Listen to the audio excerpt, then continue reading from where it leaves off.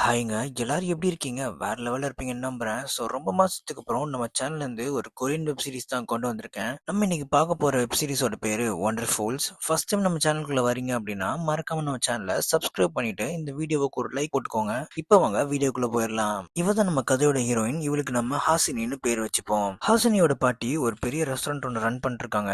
அவங்களுக்கு ஹெல்ப் பண்றதுக்காக தான் இவ வந்து அங்க வெங்காயம் வெட்டுறது இந்த மாதிரி எல்லா வேலையும் செஞ்சுட்டு இருக்கா. அப்படி ஒரு நாள் வெட்டிட்டு இருக்கிறப்போ மூக்குல இருந்து பிளட் ஒன்று ஒழுகுது. இதை பார்த்ததுனே ஏதோ பிரச்சனை இருக்குன்னு சொல்லி டாக்டரை போய் கன்சல்ட் பண்றா. டாக்டரும் பாக்குறாரு. பார்த்துட்டு சொல்றாரு, உங்களுக்கு ஒரு பெரிய டிசீஸ் ஒன்று இருக்குது.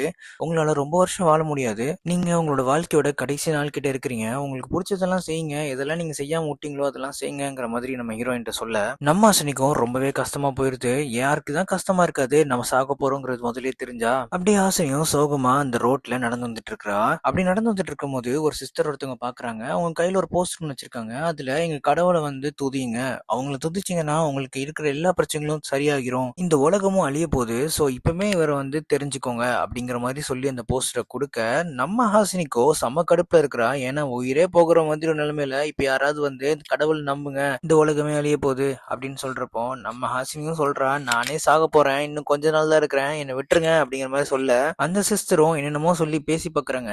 ஆனா நம்ம ஹாசினி இன்னும் பயங்கரமா கத்த ஆரம்பிக்கிறா. உங்க கடவுளுக்கு என்ன கண்ணு இல்லையா, நான் என்ன சாக போறேன் அப்படிங்கிற மாதிரி சொல்லி நிறைய விஷயங்கள் சொல்லிட்டு இருக்கா. அந்த சிஸ்டரும் தப்பிச்சா போதுன்னு சொல்லிட்டு அங்கிருந்து ஓடிடுறாங்க. அப்படி ஆசனியும் ரொம்ப கஷ்டப்பட்டு நொந்து நூடுல்ஸ் ஆகி ஒரு இடத்துல உட்காந்து பயங்கரமா அழுதுட்டு இருக்கா. அப்ப அங்க ஒரு குட்டி பையன் ஐஸ்கிரீம் வச்சு சாப்பிட்டுட்டு அப்படியே நம்ம ஆசனியை பார்த்து சிரிச்ச மாதிரி நிக்கிறான். இதை பார்த்து ஆசனிக்கு பயங்கரமா கடுப்பாகுது. டக்குன்னு அந்த ஐஸ்கிரீமை வாங்கி புடிங்கி அவளே சாப்பிட்டுட்டு போடா தம்பி அப்படின்னு சொல்லிட்டு அங்க இருந்து கிளம்பிடுறா. அந்த பையனும் பயங்கரமா அழுறான். அப்ப பக்கத்துல ஒருத்தன் வந்து அவன்கிட்ட இருக்கிற லாலிபாப்பை கொடுத்து அழாது தம்பி அப்படிங்கிற மாதிரி சொல்லி கொடுக்க, அந்த பையனும் அழாம அங்கிருந்து கிளம்புறான். அப்படியே நம்ம அந்த பையனை காட்டுறாங்க இல்லையா, லாலிபாப் கொடுத்த பையன், அவன் வேற யாரும் இல்ல, அவன் தான் நம்ம படத்தோட ஹீரோ. இவனுக்கு நம்ம சந்தோஷ்னு பேர் வச்சுப்போம். அப்ப சந்தோஷ் கூட வேலை பார்க்கறவன் அவ அப்படிதான் ஒரு பைத்தியக்காரி, இவ இப்படிதான் எல்லாரும் கூடயும் சண்டை போட்டுட்டு இருப்பா அப்படிங்கிற மாதிரி சொல்ல, நீ அதெல்லாம் கண்டுக்காத, வா வேலைக்கு போவோம் அப்படின்னு சொல்லிட்டு சந்தோஷ் அங்க இருந்து கூட்டு போயிடுறாங்க. அப்படியே கட் பண்ணா ஒரு இடத்த காட்டுறாங்க. அந்த இடம் வேற ஒண்ணுமே இல்ல, ஒரு குப்பை எல்லாத்தையும் ஒரு இடத்துல மொத்தமா அள்ளி போட்டிருப்பாங்க இல்லையா, சிட்டில உள்ள எல்லா குப்பையும். அந்த மாதிரி இடம் தான் அது. அந்த மாதிரி இடத்துல ஏதாவது ஒரு வேஸ்ட் பொருள் வந்து நமக்கு யூஸ் ஆகுமா அப்படிங்கிற மாதிரி தேடுற மாதிரி நிறைய பேர் வந்துட்டு போவாங்க இல்லையா. அந்த மாதிரி தான் ஒருத்தன் வந்துட்டு அந்த இடத்த ஃபுல்லா சுத்தி பார்த்துட்டு இருக்கான். அப்படி அவன் சுத்தி பார்த்துட்டு இருக்கும்போது அவனுக்கு ஒரு சைக்கிள் ஒன்று கிடைக்குது.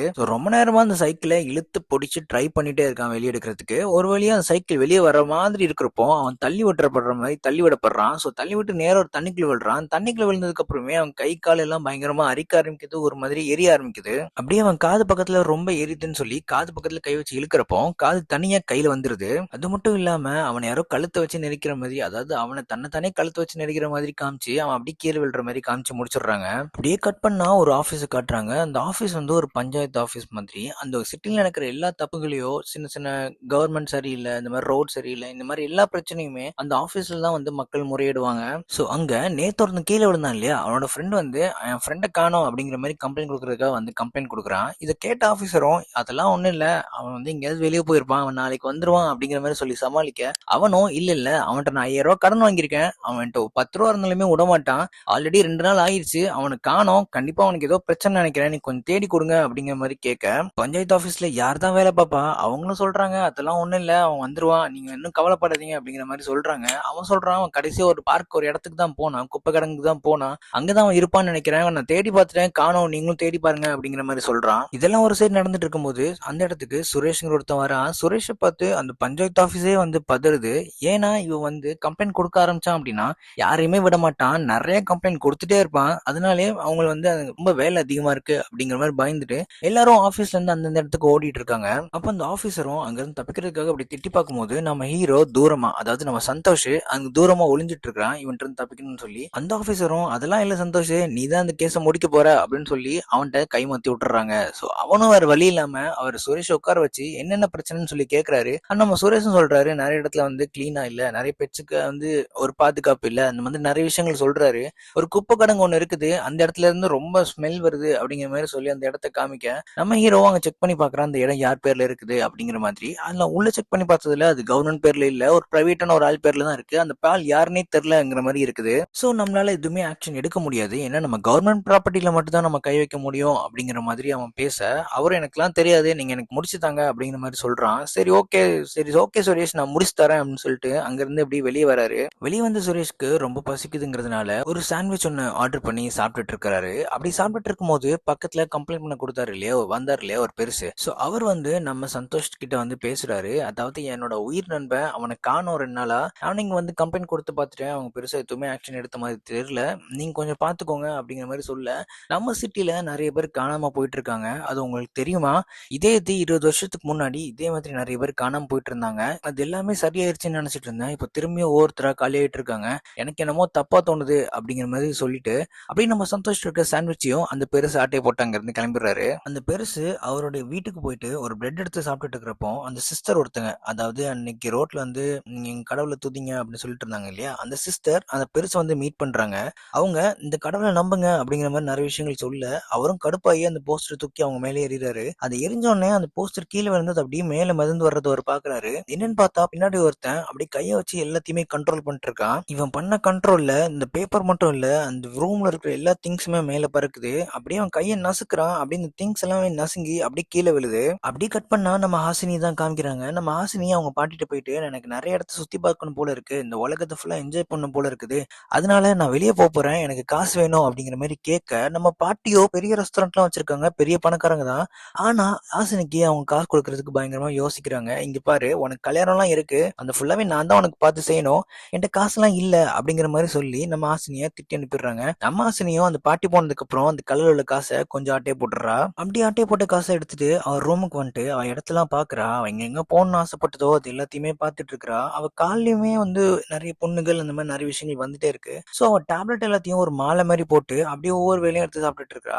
அப்படியே அவ பார்த்துட்டு இருக்கிறப்போ அவளுக்கு ரொம்ப ஆசையா இருக்குது, நம்ம கண்டிப்பா போய் தான் ஆகணும்னு சொல்லி டக்குன்னு ஒரு மாத்திரை எடுத்து வாயில போடுறா. போட்டதுமே அவளுக்கு என்ன தோணுதுன்னா, நம்ம கிளம்ப போறோம் அப்படின்னு சொல்லிட்டு பேக் எல்லாம் பேக் பண்ணிட்டு அங்கிருந்து கிளம்பி வர்றா. அப்படி கிளம்பி வரும்போது நம்ம பாட்டியோட ரெஸ்டாரண்ட்ல வேலை பார்க்குற ரமேஷ் அதை பார்த்துடுறான். ஏய் நீ எங்க போற, பேக் எல்லாம் எடுத்துட்டு எங்கேயோ கிளம்பி போற மாதிரி இருக்கு அப்படி மாதிரி கேட்க, ஏய் கத்தாத, நான் வந்து கொஞ்சம் வெளியே வெக்கேஷன் போறேன், உன்கிட்ட ஏதாவது காசு இருந்தா குடுக்குறியா அப்படிங்கிற மாதிரி கேட்க, ரமேஷோ நீ சும்மா இரு, என்கிட்ட வந்து சுத்தமா காசு இல்ல, என் வீடு வந்து ரொம்பவே மலையில வந்து ஒழுக்கிட்டு இருக்கும், அது உனக்கே தெரியும், அதனால எனக்கு கிடைச்ச காசை வச்சு நான் அது எல்லாத்தையுமே வந்து சரி பண்ணிட்டேன் அப்படிங்கிற மாதிரி சொல்ல, ஏ என்ன சொல்ற, நீ ஏன் ஒரு சொந்த வீட்டுல இல்லாம வாடகை வீட்டுல தானே இருக்கிற, நீ ஓனர்ட்ட கேட்ட அவரே செஞ்சு கொடுப்பாரு மாதிரி கேட்க, அவன் நான் சொல்லிட்டே இருந்தேன், அவர் செஞ்சு பார்த்த மாதிரி தெரியல, அதுக்குள்ள என் வீடே காலி ஆயிரும், அதனால நானே அது எல்லாத்தையும் ரிப்பேர் பண்ணிட்டேன், இப்ப எனக்கு சுத்தமா காசு இல்ல அப்படிங்கிற மாதிரி சொல்றான். சரிடா ரமேஷ், நான் இப்ப கிளம்புறேன் அப்படிங்கிற மாதிரி சொல்ல, சரி அதெல்லாம் இருக்கட்டும், உங்க பாட்டை நம்பி 1 ரூபா கூட காசு தராது, நீ எந்த காசு நம்பி போயிட்டு இருக்க அப்படிங்கிற மாதிரி கேட்க, எனக்கெல்லாம் ஒன்றும் கவலை இல்லை, எனக்கு நாளைக்கு ஒரு 10 லட்ச ரூபா வர வேண்டியது இருக்கு, அதை வச்சு நான் ஃபுல்லா என்ஜாய் பண்ண போறேன் அப்படி மாதிரி சொல்லிட்டு அங்கிருந்து அப்படி கிளம்புறா. அப்படியே நம்ம சுரேஷ் தான் காட்டுறாங்க. நம்ம சுரேஷோட ஒய்ஃப் ஒரு ஃப்ளவர் ஷாப் வச்சிருக்காங்க. நம்ம சுரேஷ் அவங்ககிட்ட போயிட்டு, எங்க அம்மாவோட பர்த்டே வருது, ஸோ அவங்களுக்கு ஏதாவது செய்யணும் அப்படிங்கிற மாதிரி சொல்ல, அவங்க ஒய்ஃபுக்கு பெருசா இன்ட்ரெஸ்ட் இல்லை. இங்க பாருங்க, என் காசை நீங்க வேஸ்ட் பண்றீங்க, இந்த இடம் எல்லாமே என்னோடது, நான் கஷ்டப்பட்டு சம்பாதிக்கிறேன் அப்படி மாதிரிலாம் சொல்லி நம்ம சுரேஷ் அங்கிருந்து திட்டி அனுப்பிடுறாங்க. நம்ம சுரேஷும் சரி ஓகே பிரச்சனை வேணாம் அப்படின்னு சொல்லி அந்த இடத்துல இருந்து கிளம்பிடுறான். கிளம்பிட்டு அவங்க பொண்ணை கூப்பிடுறதுக்காக மலையில கொடை பிடிச்சி போயிட்டு இருக்காரு. அப்படி போயிட்டு இருக்கும்போது சுரேஷ் தெரியாம தடுக்கி கீழே விழுந்துடுறாரு. சோ அதை அவங்க பொண்ணு பாத்துறா. பார்த்ததுமே இவங்க அப்பா வந்து எதுக்குமே உருப்படி இல்லை, இப்படிதான் ஏதாவது சரி கோமாளி மாதிரி பண்ணிட்டு இருப்பாரு அப்படின்னு சொல்லி அவங்க ஃப்ரெண்ட்ஸ் முன்னாடி அசிங்கப்படக்கூடாதுன்னு சொல்லிட்டு அவ ஃப்ரெண்டோட கொடையை வாங்கி அவர் அப்படியே அங்கிருந்து போயிடுறா. இது பார்த்தோன்னே சுரேஷ்க்கு ரொம்ப வெக்ஸ் ஆயிருது. அட பாவீங்களா, சரி ஓகே நம்ம ஃப்ரெண்டோட வீட்டுக்கு போவோம் அப்படின்னு சொல்லிட்டு அவன் ஃப்ரெண்டோட வீட்டுக்கு வர்றாரு. அவன் ஃப்ரெண்டு வேற யாரும் இல்ல, நம்ம ரமேஷ் தான். நம்ம ரமேஷும் வீடு வந்து ரொம்பவே ஓட்டோடச்சலா இருக்குன்னு சொல்லி தான் யோசிச்சுட்டு இருந்தான், மழை பெய்யுதுன்னு சொல்லி. இப்ப நம்ம ரமேஷும் வீட்டுக்கு வரான். வந்து பார்த்தா சுரேஷ் அவன் ரமேஷோட வீட்டை தட்டிட்டு இருக்கிறான். இதை பார்த்தோன்னே ரமேஷ் ஓடிடலான்னு பார்த்தா இவன் தட்டிட்டே இருக்கிறானே அப்படின்னு சொல்லி பார்த்துட்டு இருக்கிறப்போ சுரேஷ் வந்து ரமேஷை பார்த்துடுறான். சரி ரமேஷும் ஒரு வழி இல்லாம வீட்டுக்குள்ள கூட்டு போறான். சோ அப்படி கூட்டு போயிட்டு இருக்கும்போது நம்ம சுரேஷும் கேட்கறான், டே நீ தான் நிறைய செலவு பண்ண, எல்லாத்தையும் சரி பண்ணன்னு சொன்னிடா, என்னடா ஆச்சுன்னு கேட்கிறப்போ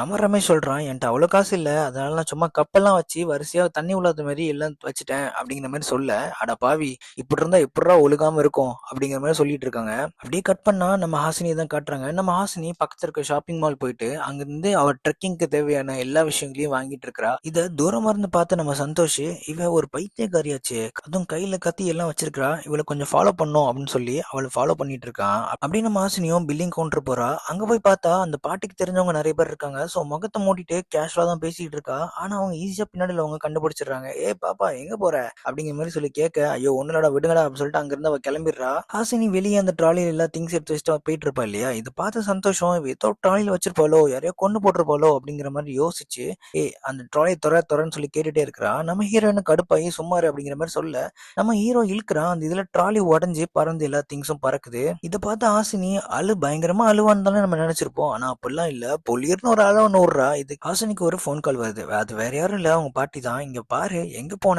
இவ்வளவு நேரம் ஆயிருச்சு, கொஞ்சம் சீக்கிரம் வீட்டுக்கு வா அப்படிங்கிற மாதிரி சொல்ல, நான் வரமாட்டேன் அப்படிங்கிற மாதிரி அவ சொல்றா. சுமாரு அதெல்லாம் சொல்லாத, நீ முதல்ல வீட்டுக்கு வா, நம்ம பேசிக்கலாம், உனக்கு தேவையானதை நான் தரேன் அப்படிங்கிற மாதிரி சொல்றாங்க. நீ எனக்கு இருக்கிற ஒரே ஒரு பொண்ணு தான், அதாவது எனக்கு யாருமே இல்லை நம்மளோட வீட்டுல, நீ மட்டும் தான் எனக்கு இருக்கிற, நீ என்னை விட்டுட்டு போனா நான் என்ன செய்வேன் அப்படிங்கிற மாதிரி சொல்லிட்டு இருக்காங்க. அப்படியே கட் பண்ணா நம்ம சுரேஷும் ரமேஷோட வீட்டுல உட்காந்து பேசிட்டு இருக்காங்க. இங்க பாரு, எனக்கு நிறைய பண பிரச்சனை இருக்குது, இங்க இருந்து நான் வெளியே வரணும்னா எனக்கு நிறைய காசு வேணும் அப்படிங்கிற மாதிரி ரெண்டு பேருமே பேசிட்டு இருக்காங்க. இப்ப ரமேஷ் சொல்றான், இங்க பாரு, உனக்கு ஆசினி தெரியும்ல, நான் வேலை பார்க்குற இடத்தோட பொண்ணு, அவள்கிட்ட வந்து ஒரு 10 லட்ச ரூபா அவளுக்கு காசு வர்ற மாதிரி இருக்குன்னு என்கிட்ட சொன்னா, அந்த வந்து ஜாலியா என்ஜாய் பண்ணுவா, அவற்றுக்கு காசு நம்ம கிடைச்சா எப்படி இருக்கும் அப்படிங்கிற மாதிரி பேசிட்டு இருக்கும்போது அந்த இடத்துக்கு திடீர்னு ஆசினி வந்துடுறா. வந்துட்டு அவங்க எல்லாத்தையும் பயன்படுத்துறா. இதை பார்த்ததுமே, ஏ மூதவி, இப்படிதான் வந்து பயன்படுத்துவியா அப்படிங்கிற மாதிரி சொல்றாங்க. அப்ப நம்ம ஹீரோ அவனோட பழைய கேஸ் ஒன்னு எடுத்து பார்த்துட்டு இருக்கிறான். அப்படி பார்த்துட்டு இருக்கிறப்போ ஒரு பெரியவர் வந்து இன்னைக்கு பேசிட்டு இருந்தார் இல்லையா நம்ம ஹீரோட்ட, சோ அந்த பெரியவரோட ஒரு கேஸ் ஒன்னு மாட்டுது. சோ அவரை போய் மீட் பண்ணணும் அப்படிங்கிறதுனால அவர் வீட்டுக்கு போய் பார்க்கலாம்னு சொல்லி அங்க இருந்து கிளம்புறான். அப்படியே கட் பண்ணி நம்ம அந்த பெரியவரை தான் காட்டுறாங்க. அந்த பெரியவரை அந்த சிஸ்டர் எங்கேயோ கடத்தி வச்சு ஒரு ஜெயில் மாதிரி ஒரு இடத்துல தான் வச்சிருக்காங்க. ஆனா அந்த ஜெயிலுக்கு வெளியே பாத்தீங்கன்னா ஒரு தண்ணியில ஒரு ஏலியன் மாதிரி ஒன்னு வந்து பாத்துட்டு போற மாதிரி காட்டுறாங்க.